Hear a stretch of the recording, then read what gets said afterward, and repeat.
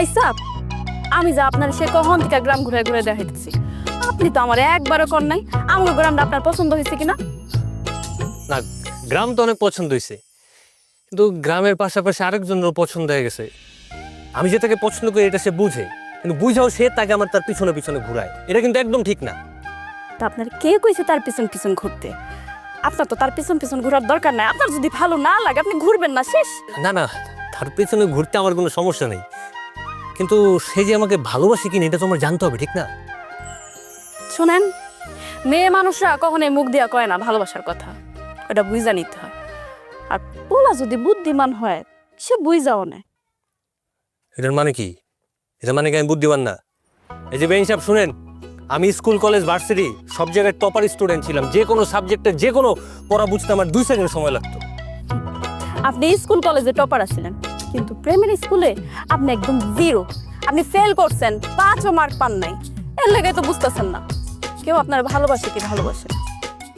তার মানে তুমি আমার ভালোবাসো? কিলো বলো না কেন? আরে বাবা, আমার দেমাগি বেয়ে হিসেবের মুখ থেকে সে যে আমাকে ভালোবাসে এই কথাটা শোনার অধিকার কি আমার নাই? আমি কখনো শুনতে পারবো না এটা। না, আপনি কোনোদিনও শুনতে পারবেন না, কারণ আমি বলবো না। ঠিক আছে, বলার দরকারও নেই, শোনার দরকারও নেই।